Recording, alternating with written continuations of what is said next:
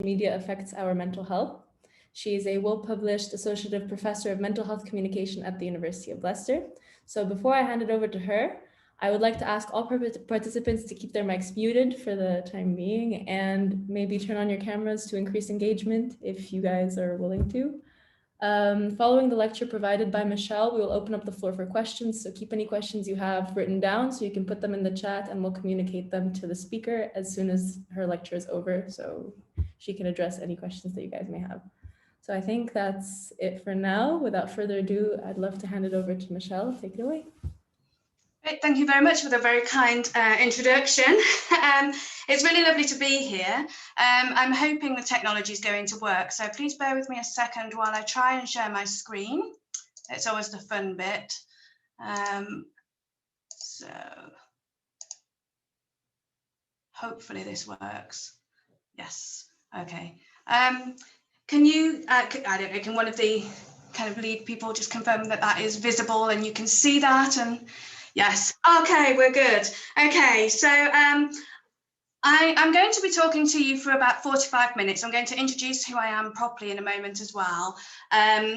If I start speaking a little bit too quickly, then please do just let me know in the chat, let one of the organisers know and I'll slow down.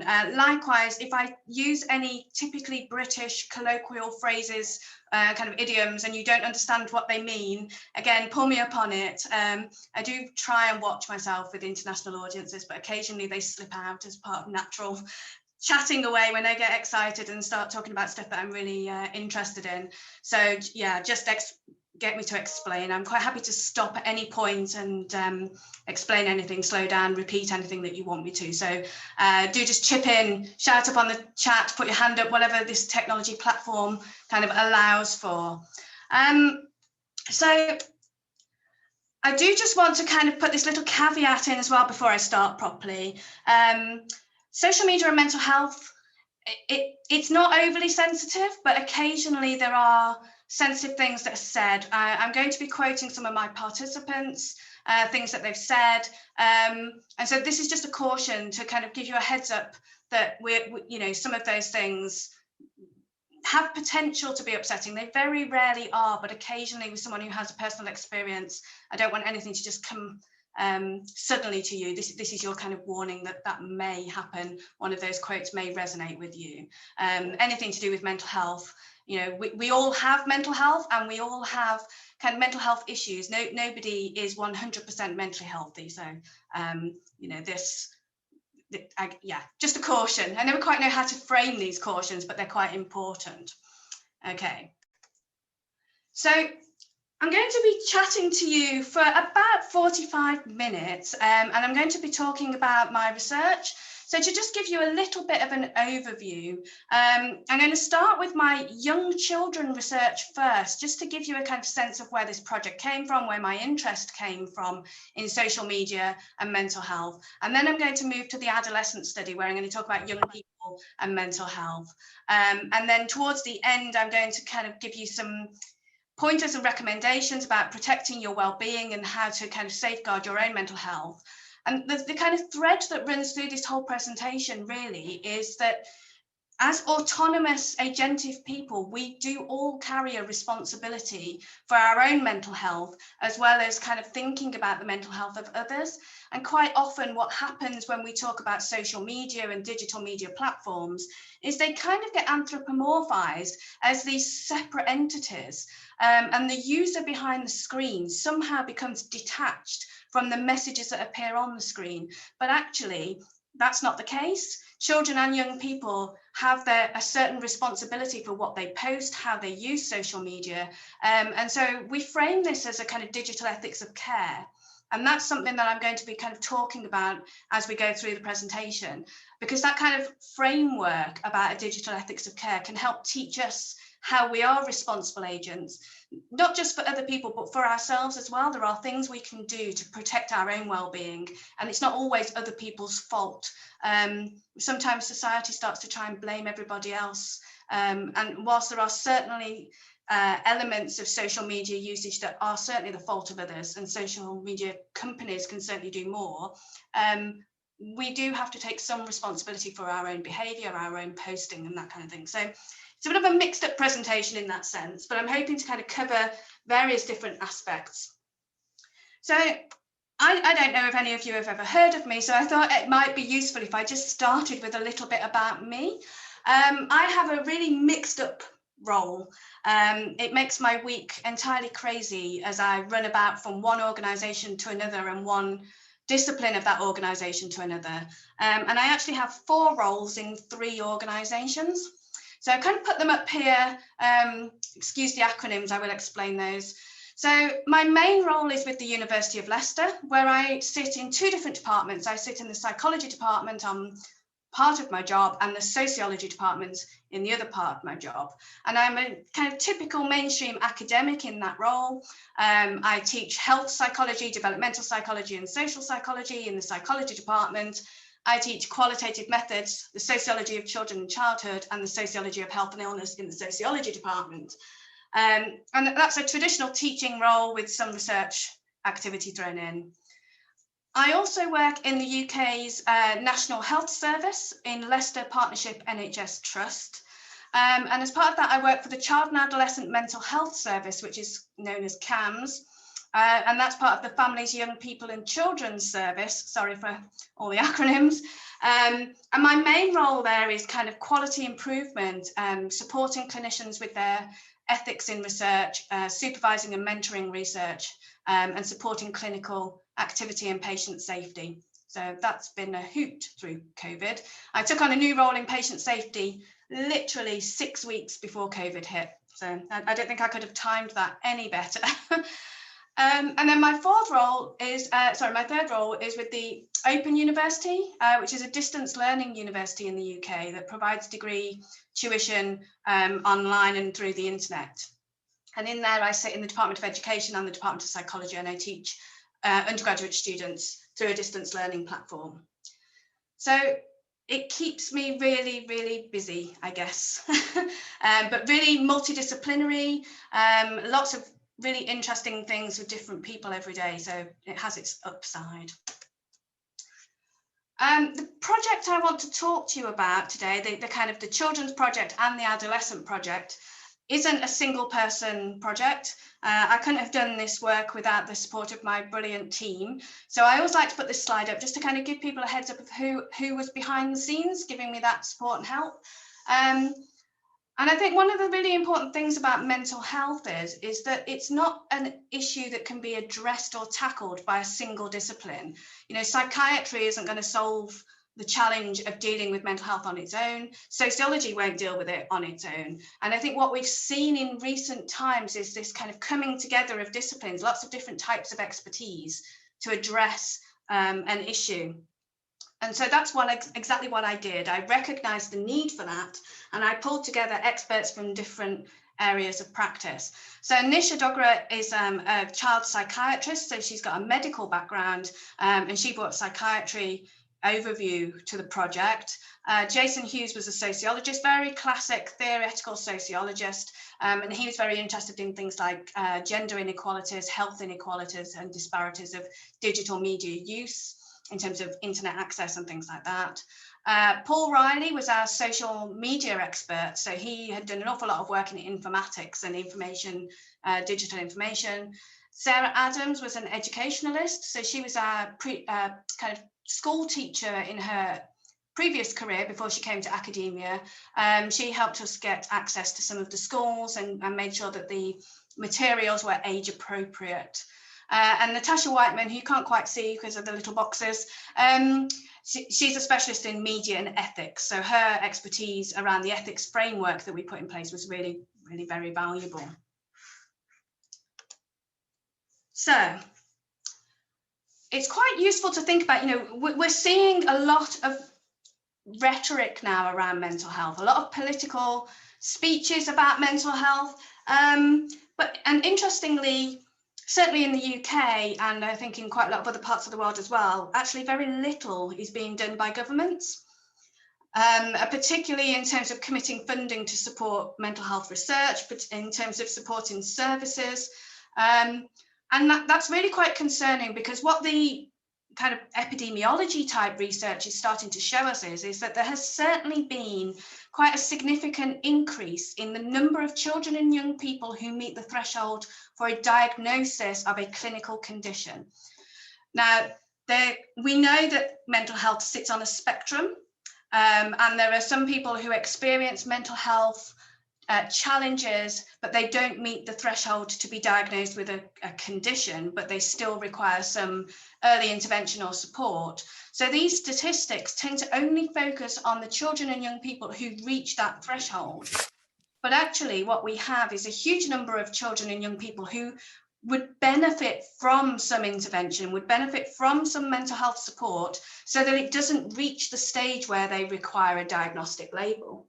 But in the United Kingdom, which is where I do my research and where we've done these projects, the latest NHS digital survey, epidemiological survey, showed that 12.8% of children aged 5 to 19 years old do meet the threshold for at least one mental health condition, and 5% meet the criteria for 2 conditions or more. So that's quite a significant rise from the original just below 10% in 2005. And if you map the UK figures against global statistics, then the last systematic review that was done that I'm aware of was in 2014 by Boratel, and they found that the statistics of children and young people who meet the threshold for a diagnosable condition has risen in practically every country around the world. It's certainly gone up in Europe and in America and in Canada and in Australia and New Zealand. So we do have to kind of critically question that a little bit, in the sense that the way we measure where that threshold is for a clinical condition varies from country to country, but also is a kind of man-made thing to some extent. We rely heavily on the DSM-5 these days, DSM-5 classification system, which comes out of the American Psychiatric Association, but also the ICD-11, the International Classification for Diseases, which is the World Health Organization version of classifying conditions. And they do vary slightly. So if you're interested in taking a critical position on this, then it's really worth looking at the way in which those clinical manuals have a certain powerful position in terms of how people are classified as either being mentally unwell or being mentally healthy. And it tends to be positioned in this kind of binary way, which we of course know isn't true. We know it's a spectrum of mental health.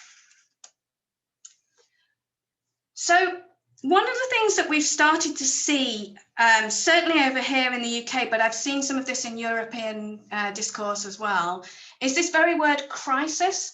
And it's certainly the case in continents like Africa as well. You see this word being bandied about with the World Health Organization, this idea that we're in a mental health crisis because the demand for mental health services outstrips supply significantly.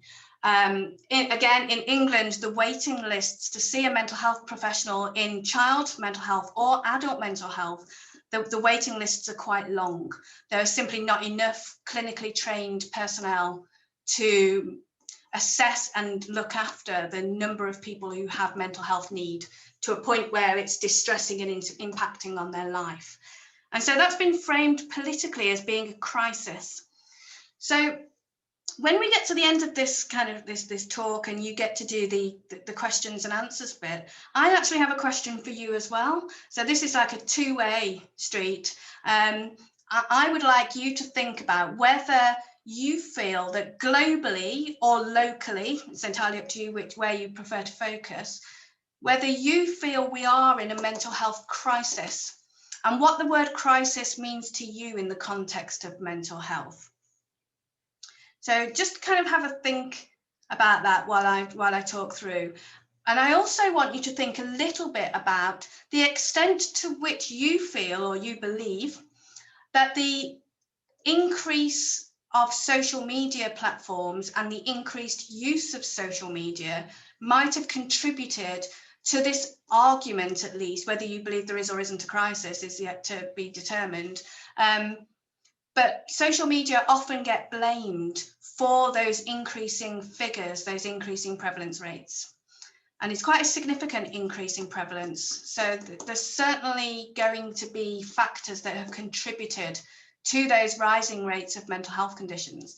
So I'd be really interested in your perspective on how much you feel social media has contributed or even caused that rise.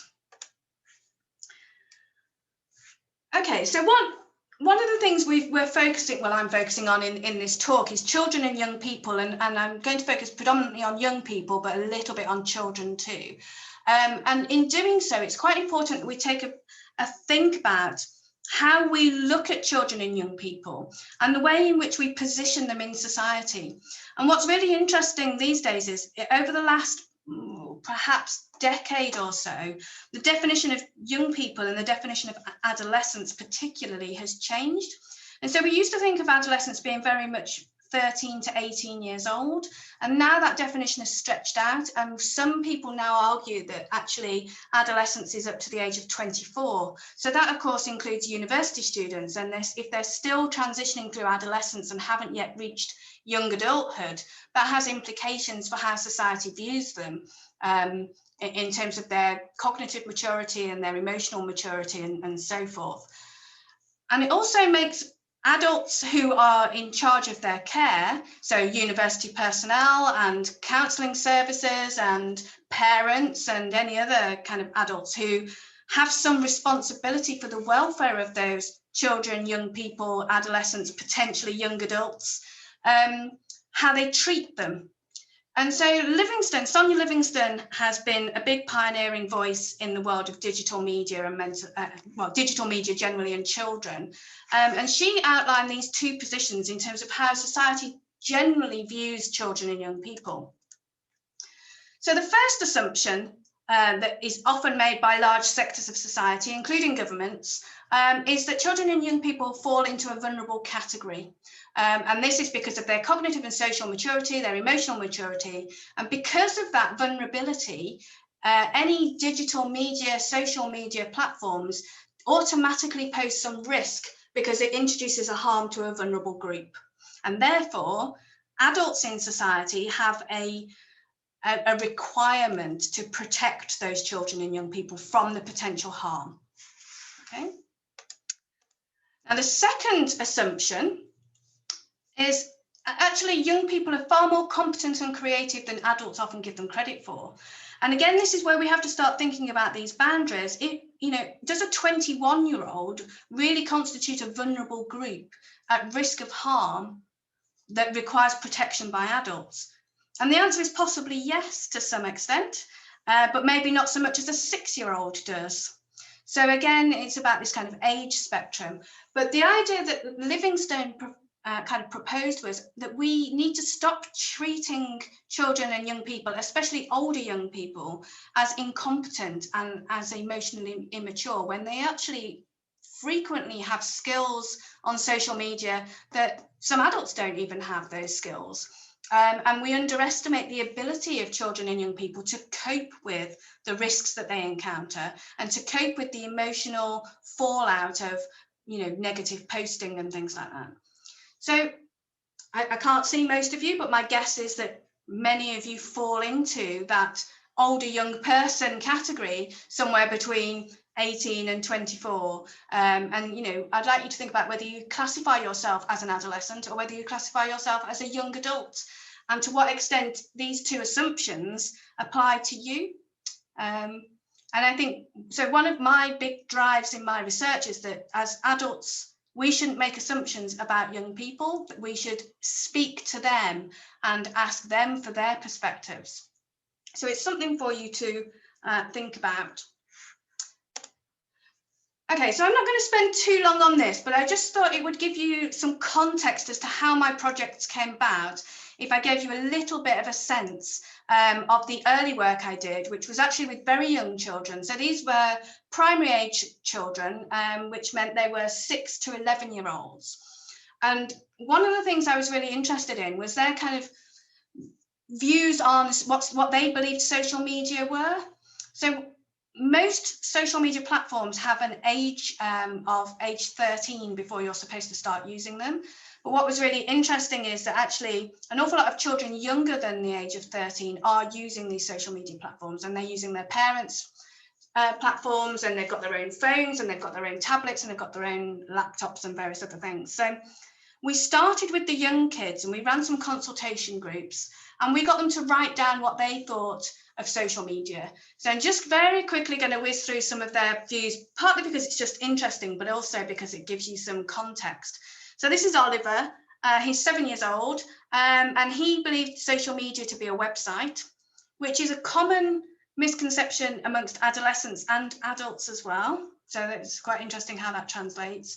But he did recognise that social media is about sharing videos and sharing photos. Some slightly older, younger children, if that makes sense.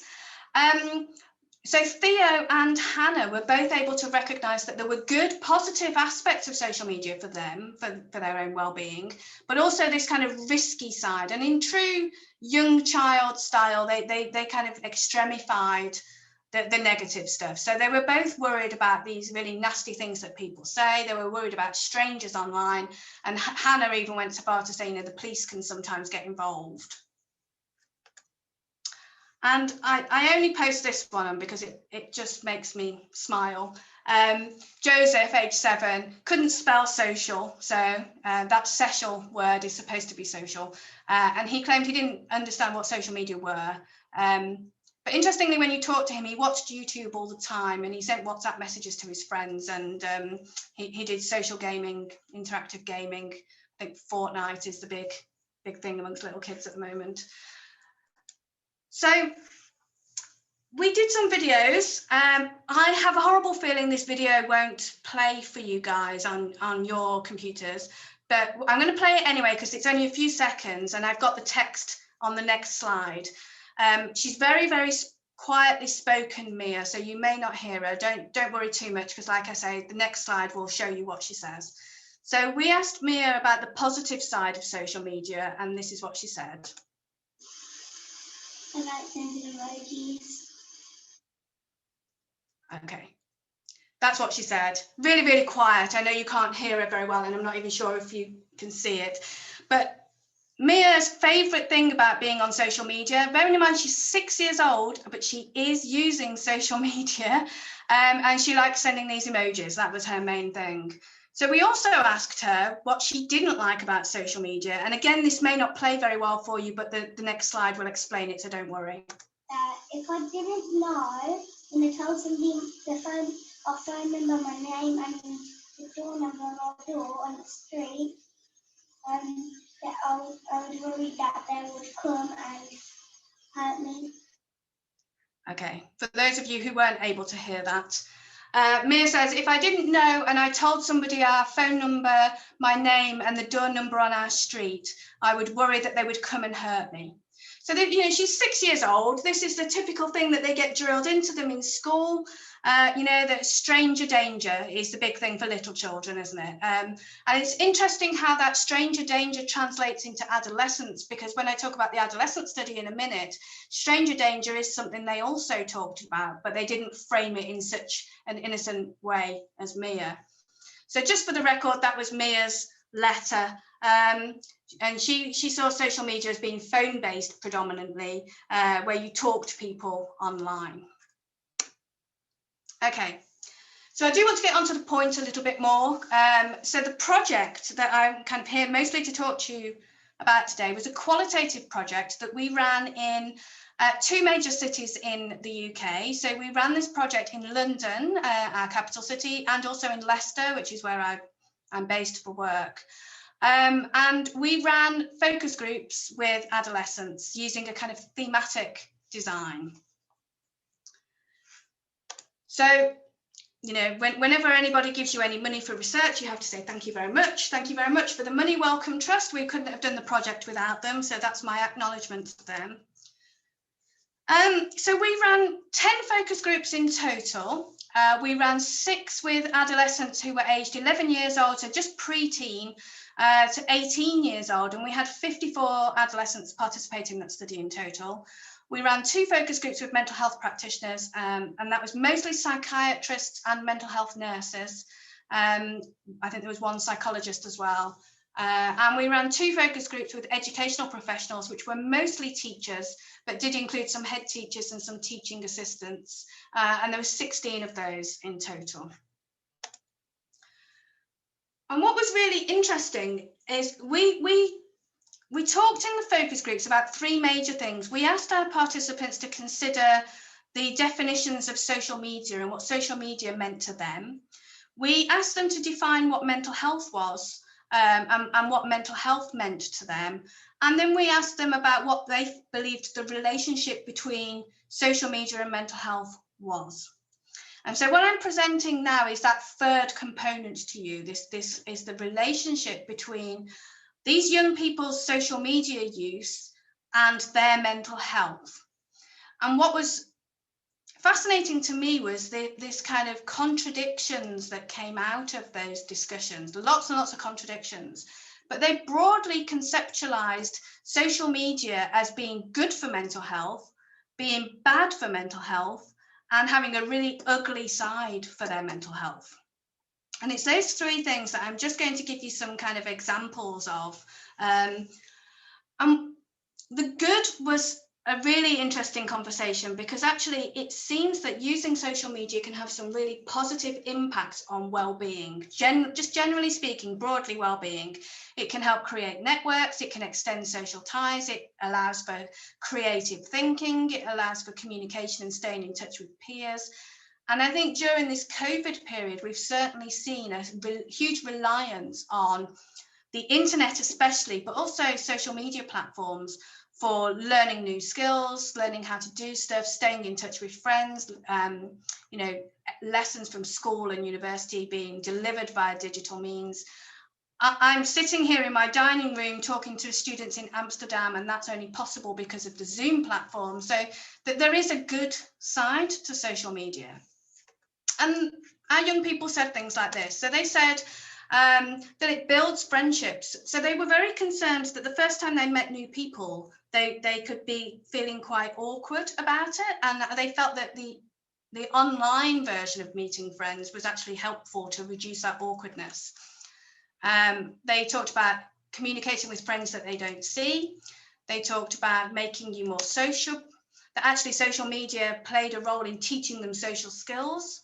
They also felt that it relaxed them, you know, so when they're experiencing the stress of schoolwork, exams, family pressure, they could escape those pressures and relax by watching YouTube videos. And they said it can be a distraction of things and actually reduce stress levels, which is very good for your mental health. If you can reduce your stress, you increase your positive mental health. But they did recognise that social media could be bad. And they said things like this, you know, that actually in the modern age, you're taught to have low self-esteem with photoshopped images. People will target you with rude comments. There are lots of people who are nasty on social media. People can get addicted. And it sets expectations for a group of people who are really impressionable. So this buys into this idea, that assumption 1, that children, young people and adolescents are fundamentally vulnerable, and social media feeds on that vulnerability.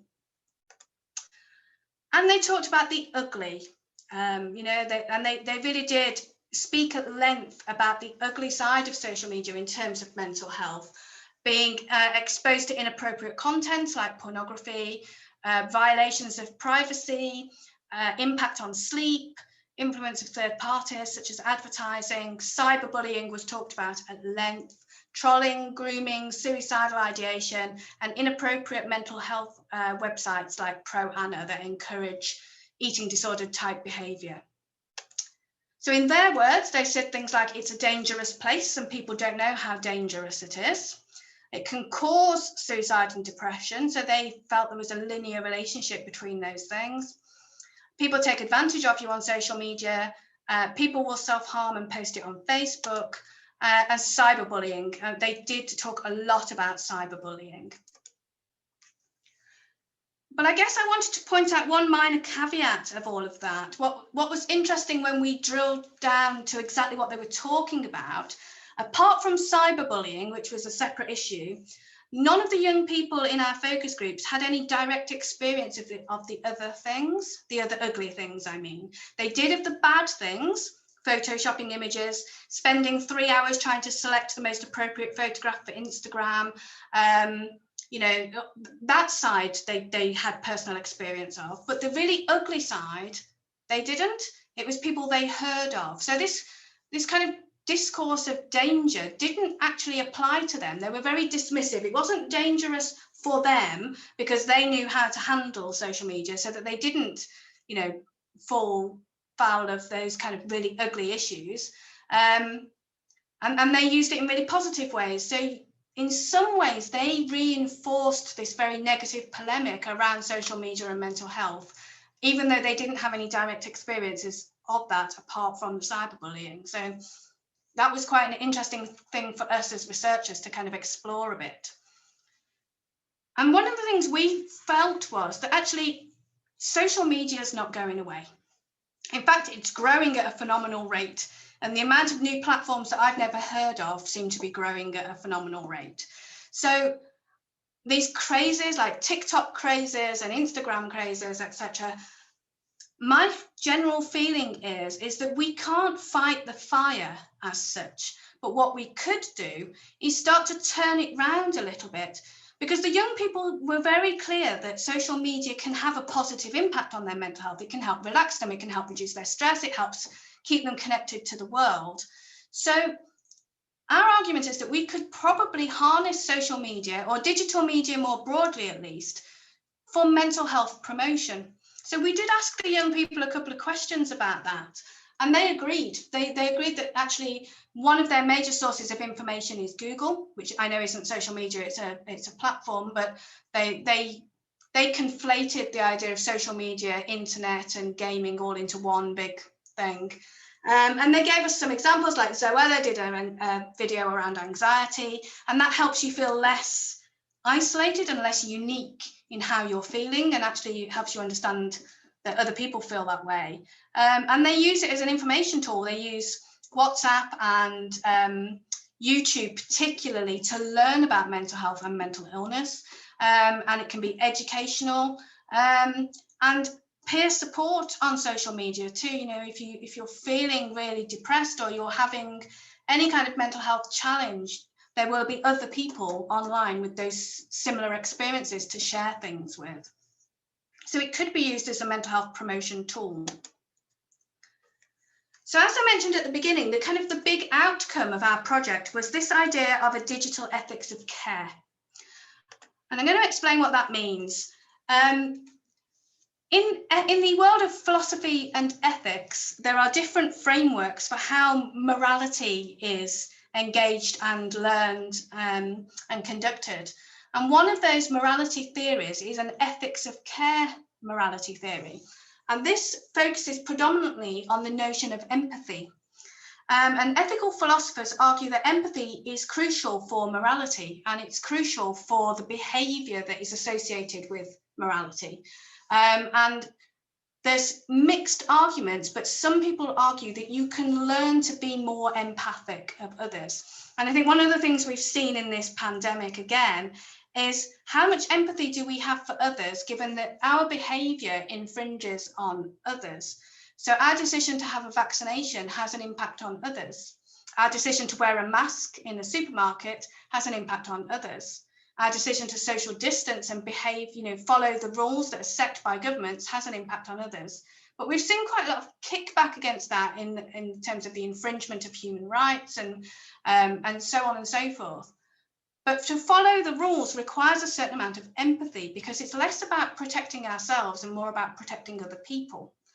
So there's a whole moral philosophy based on this idea that when we're online, we also need to be empathic. And so we created this framework called a digital ethics of care, which basically takes the ethics of care moral philosophy and applies it to behind the screen. And when you look at the research, there's a huge amount of research that shows that when people are behind the screen, it has a similar effect to when they're wearing a mask in public. And people are more likely to push boundaries and behave in ways that they wouldn't otherwise do if you could see their faces. But even with a kind of even if we remove the anonymity aspect and people are identified on their Instagram page or their YouTube channel or whatever, they're still much more likely to behave in ways that are not quite as nice because they're behind a screen and it's instant, and the cognitive processing required to click a button on a computer or a phone is so quick and instant, it's not processed fully by the individual putting it out there. So one of the things we're hoping to do in our next stage is to look at adolescent responsibility and to consider how much do adolescents believe they are responsible for the mental health of others. So we know that cyberbully victims are very likely to experience mental health distress. Being a victim of cyberbullying increases your likelihood of depression, anxiety, self-harm, suicidal ideation, and various other things. But behind that, there is a cyberbully, there is a person who is posting those comments, posting those pictures, behaving in that way. And quite often the cyberbully also has mental health challenges and circumstances and adverse childhood experiences. And so it's about how can we promote empathy online and how can we encourage children and young people to stop and think before they click the send button or the post up button or whatever you want to call it. So in this way, we're focusing very much on the young person as a responsible person. So I'm just getting this up on another screen as well because the buttons are missing. But our key argument is that we mustn't anthropomorphize social media and we mustn't disconnect social media from the users of the social media, because actually they are an accountable agent. There's a human element to this. And so that means that young people, children of any age group, but particularly older adolescents, have got some moral responsibility to think about what they're putting up themselves, but also how they're using social media. If they're using social media and it's upsetting them, to actually step back and consider what it is that's upsetting them, report any bad behaviour, call it out, and take steps that promote their mental health and their well-being. So as I'm kind of coming into the last kind of 5-10 minutes, I thought it might be useful to just think about some of the practical strategies to protect well-being. So as I said at the very beginning of this lecture, mental health is on a continuum.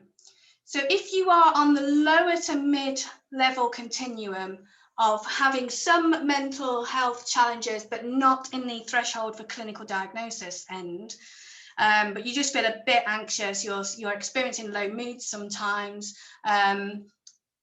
just that kind of lower level mental health, there are lots of things you can do to improve your well-being and improve your mental state.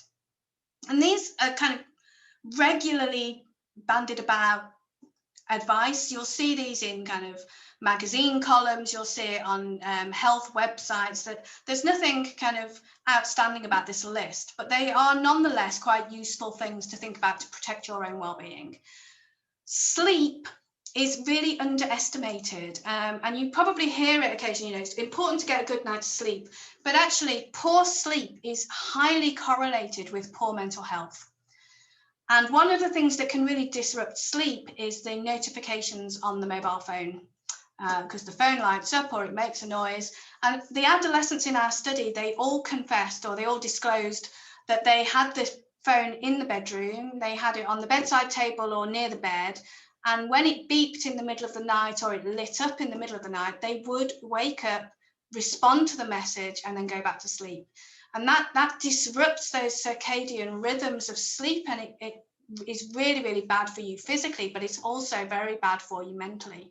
So a lot of phones now have an app on it where you can put a do not disturb function between certain times, or you could even try turning the phone off, although I find that tends to fill young people with horror, the idea of turning the phone off.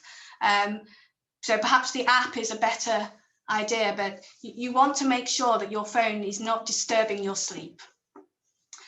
And also to kind of be educated, sharing photographs and information online can be used to target you with scammers and various other things. Photographs can be manipulated and lifted and used by other people.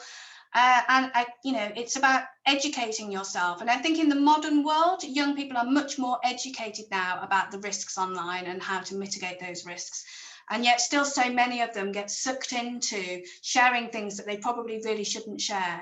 So it's about, again, taking some responsibility for what you post and what you share, and not sharing things that might cause you distress later on. Even if you're sending it to a trusted person, no one's ever fully trustworthy. Screen time. So there has been a huge amount of work about screen time. And there's a lot of controversy around screen time as well, in terms of how much time you spend online, how much time you spend on social media. And the argument, modern argument now, is more about, it's not so much about the hours you spend online, it's more about what you do. But nonetheless, being aware of how much time you're spending on screens, being personally aware of your own screen time use is important, especially the time of day you're using it. The psychiatry experts say that you shouldn't look at your phone for the hour before you go to bed, because it suppresses the melatonin, the lights on the phone, etc. So you should ideally be turning your phone off an hour before you go to bed, and then not looking at it again until you've had your breakfast the next day. Again, not looking at it first thing in bed. That's not a good idea either.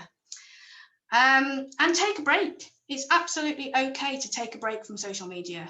You know, the fear of missing out drives a lot of young people to be constantly connected, but actually it's healthy to be disconnected for a short while. And if you do experience something upsetting online, then do talk to other people about it. Bottling it up, you know, holding it all in is not healthy. It's not good for you. So psychologically, it's important to kind of bear in mind negative events have a bigger impact on our brain than positive ones do. We are much more likely to remember negative events than positive events, and we are more likely to ruminate and be anxious about negative events than positive events. So, you know, this idea of doom scrolling through negative news, you know, it's about managing that in an effective way. So it's useful to read the news occasionally, but you don't need to read 15 stories about the same negative event. Once you've read it once, you know what you need to know. So try and steer more towards positive news. Again, sleep, and I know I said it on the previous slide, but actually sleep is really crucial for your mental health, and that's why I'm emphasizing that. And again, we all know that fresh air and exercise is good. But trying to establish a routine, and I think the hardest thing for a lot of people when lockdown first began and when COVID first hit, was the disruption to routine and the disruption of familiarity. So it's useful to do certain things at the same time each day, because that breeds familiarity, and familiarity is good for our mental health. So having lunch at the same time each day, taking a walk at the same time each day, phoning a particular friend at the same time each week, establishing those routines is good for your mental health. Diet, again, really important, and I'm guilty of this. When lockdown first hit, I turned to chocolate. I ate a lot more chocolate in those first couple of months of lockdown than I normally would do. When we're feeling unsettled and anxious, it's really easy to turn to comfort foods, and of course some people turn to even more disruptive things, like cigarettes and alcohol and cannabis and various other things. But actually those things are really bad for our mental health, and they're really bad for us generally. Healthy eating will help chemically balance the brain, so it's good for your well-being. And do things that make you feel in control, because actually being in control of even just small things will help you feel better about stuff. And do things that you enjoy. You know, there's certainly therapeutic value in things like pets, hobbies, meeting people, friends, socializing. You know, making time for that is really good for your well-being. But I do want to put this caveat in place. All of those things, whilst they will help all people with their mental health challenges, if you do meet the threshold for a clinically diagnosable condition, and your quality of life is being seriously impacted by those mental health symptoms, then those things alone are not going to help you. Not enough. They're not going to help you overcome it. So if you feel you're at the upper end of the spectrum, it's really important that you reach out and get a more formal level of support. You may need some therapy, you may need some medication. Most universities have got proper formal support systems in place for students.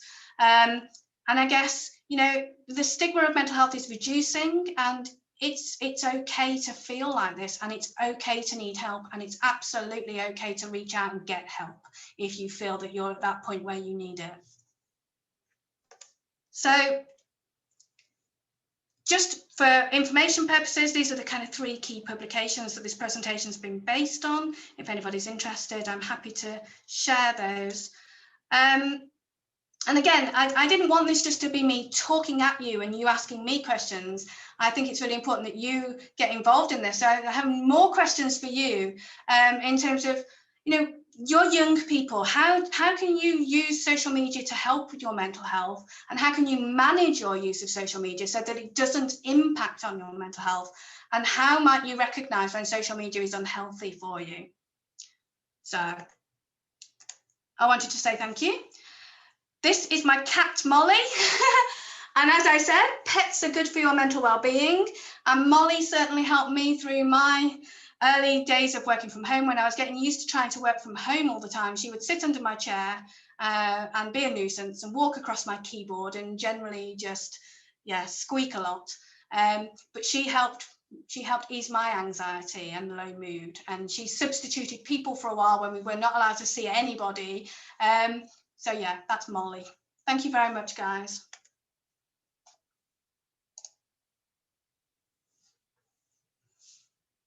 Okay, so thank you, Michelle, so much for that very enlightening lecture. I think we all definitely took something away from it because it's very relevant and applies to literally all of us now. Now, I guess we're going to open the floor for questions. So if any of you have anything you would like to ask, anything you'd like to maybe discuss, put them in the chat so I can communicate them directly to Michelle, and we can like open the floor to all the different, well, not necessarily concerns, but just all the different thoughts that you might be having after that lecture. So,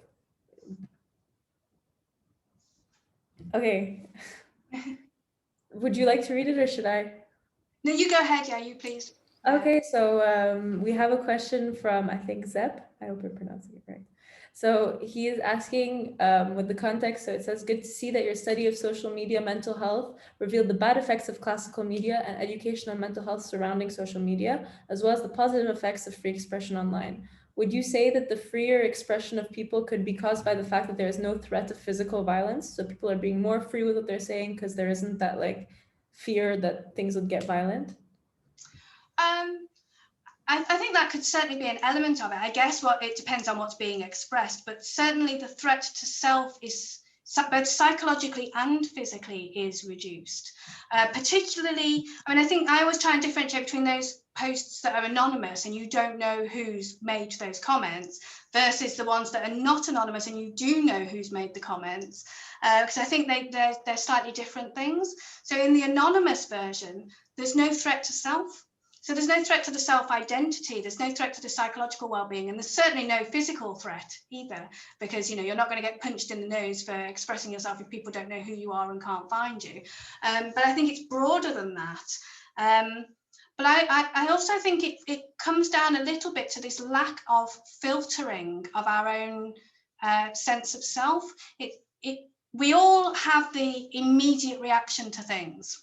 And then when we calm down and process that, we often change how we feel and think about it. So your immediate gut reaction isn't the one you tend to stick with. But the problem with posting online is it's that immediate reaction that tends to get posted. And after you've calmed down and thought about it, you might think, actually, I don't really think that, or I don't really believe that, or now I've seen the evidence and understood the comment in context, I certainly don't think that anymore. But also it's an opportunity for people to express their true beliefs that don't necessarily conform to the kind of the politically expected beliefs either. And I think we saw that with the Americans and the rise of Donald Trump and the populist right. People were, they did express their true beliefs despite them being racist or misogynist or whatever. It gave them a platform to express those beliefs.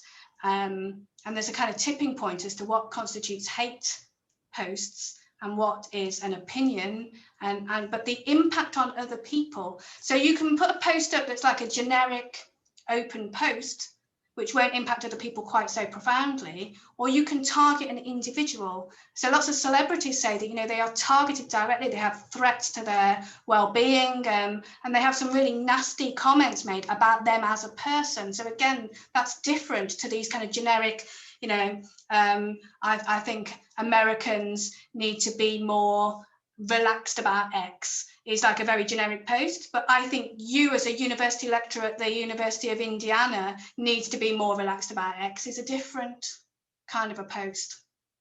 Sorry, I hope I've answered that question. Yeah.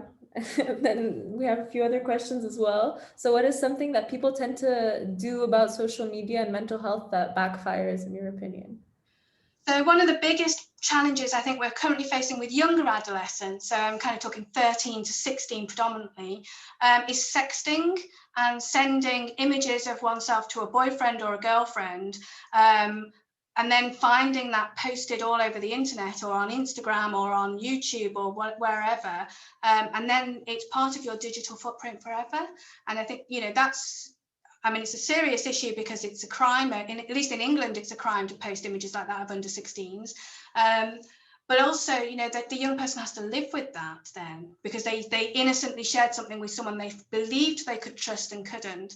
And of course, the impact on their mental health then is huge. You know, the anxiety and the depression that follows from that is really, really huge. But there are lots of things. There are lots of things that people can put on social media and then it backfires.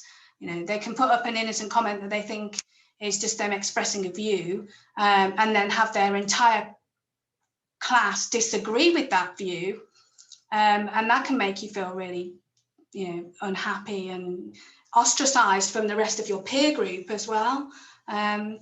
So yeah, there's a huge amount of things that can go wrong when you put stuff on social media, from the very severe end, like sexting, right up to the kind of slightly innocuous stuff, like just saying that you disagree with vegetarianism or something, and then everybody starts attacking you for having that view.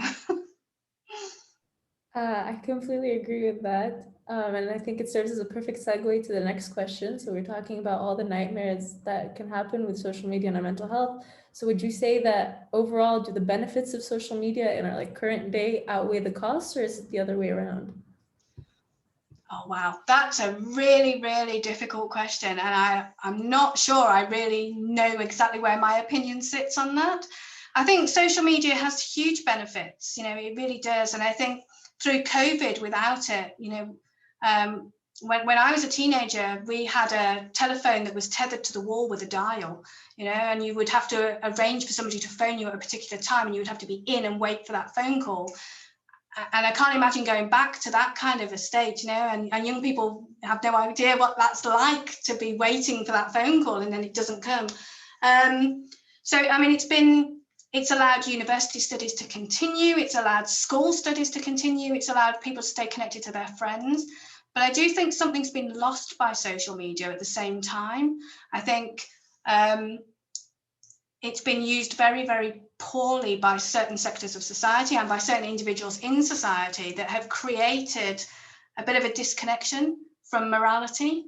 And I think we see a huge amount of pretty awful behavior played out on social media, you know, right from the very extreme side, like the pro-anorexia stuff. You know, we've seen people die from those conditions because they've been encouraged online by other people to restrict their eating and do excessive exercise. And yeah, I don't think I can answer that question. I honestly don't know whether the benefits outweigh the risks or whether the risks outweigh the benefits, but I guess we're stuck with it. It's not going away, so we have to find ways to make it work more positive. We need to push the boundaries so social media becomes a positive influence on society, and we need to start restricting and limiting those negative sides. But now that social media is becoming we're completely immersed in it, of course. And like you said, it's important for us to take breaks, because that's definitely something that can ease up our mental health. What do you think it is about social media that makes it so hard to take breaks? Like, what makes it so addicting besides, for example, FOMO, like the fear of missing out? So that's a question that came in, and I think that's very interesting to note. And what you have to remember is it's deliberately designed that way. You know, these social media companies deliberately design social media platforms to, I mean, addiction's a strong word, but to certainly keep you connected and hooked to the social media platform. You know, it uses every psychological trick in the book to keep you connected to that platform. You know, the use of color, the font, the fear of missing out. Millions and millions and millions of pounds or dollars have been invested in making it that way. So it's not really a surprise that it is slightly addictive, that we are wanting to stay connected to it. You know, billions of pounds worth of investment have gone in to make sure that people do stay using those platforms. And that's what I meant when I say, you know, individuals have to take some responsibility for their own mental health and recognize when they are overusing social media or over relying on it for their sense of self-worth, or, you know, using it for too many hours, or using it in ways that's upsetting them. Because the social media companies, they're not going to stop you. There's only you can stop you from having those negative impacts. And that takes a proactive position, not a passive one. And it's very easy to passively stay connected to your phone, constantly be checking it. You have to consciously and actively say, I'm turning this off for a couple of hours. Do you have any suggestions about communicating all this advice to young people in a manner that resonates with them? Because a lot of the younger generations are obviously born into this new era of social media. So how would you communicate all these very helpful advice, like all this helpful advice for our mental health, to a younger generation that doesn't necessarily see another alternative to social media? I think schools have, and universities for the older, younger people generation, I think schools have a really important role to play in that. And it's something, my next project is just starting to test out, you know, how can we get across these messages? And I think what we need to actually start doing is not treating things in isolation separately. So at the moment, what happens is we teach young people e-safety stuff about risk and stranger danger. And then we teach young people a little bit about mental health. And then we teach young people a little bit about morality.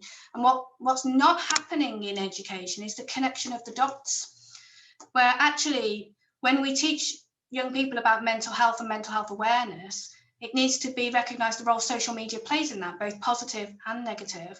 But also, I think there's a role for, we need to stop bashing social media, because the more you kind of say, oh, it's such a terrible thing, we've got this disconnected youth generation, it's awful, the more young people will want to use it, for starters, you know, because that's historic, you know, young people push boundaries, that's part of the developmental period. But actually what we want to do is steer them in the direction of using it in positive ways and teach them the skills of how to do that. But also, there is something to be said for kind of helping young people to recognise when they are not well or when they're not happy, and not keep that hidden. You know, the challenge is that, especially with younger children, you know, 6 to 13-year-olds, they're much more likely to keep it hidden and they won't tell their parents. So it's a bigger problem than that, because we need to create a culture and foster a culture in schools where children feel safe to tell an adult. And I don't think we've achieved that. I think actually a lot of young people, the teacher and the parent would be the last people on earth that you would go and speak to, because of the general culture of the school or the culture of the classroom. And so I think it's actually more endemic than that. It's not just about teaching young people. We need a cultural shift in the way education is delivered.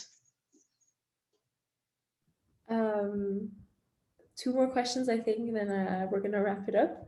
But another question is back to the whole topic of sexting and the other vulnerable data. Would you think that a better approach would be to educate and try to punish those spreading those images, instead of trying to caution the people who are victims, obviously, of their media being spread?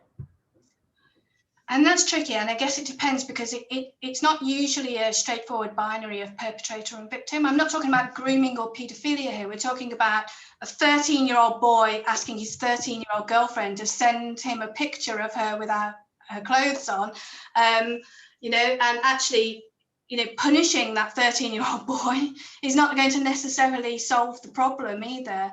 Of course, if you've got a 45-year-old man asking a 13-year-old girl to send a picture, that's an entirely different story. But it's the same with cyberbullying. Like I was saying earlier, is that punishing the cyberbully isn't going to solve the problem either. You know, this kind of punitive punishment technique is not necessarily the answer, because quite often perpetrators of bullying are victims of bullying. And that's one of the motivations for why they do it in the first place.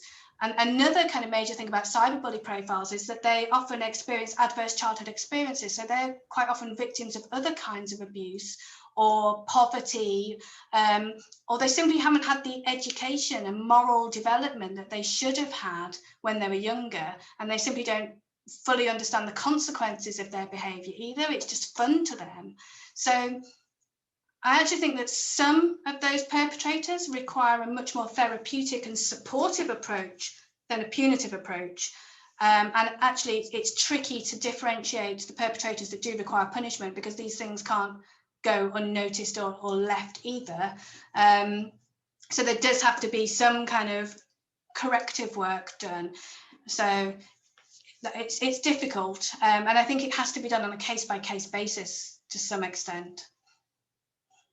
And to conclude with the last question, so it's more of a broad one. Do you think personally that it would be possible to live a regular teenage, young adult experience without social media? So if we mirrored our society now and you had no social media, do you think it could still progress? And do you think we could still live a normal adolescent experience without the presence of social media in this decade? I think it would be really hard for a modern adolescent to get by without digital media, at least.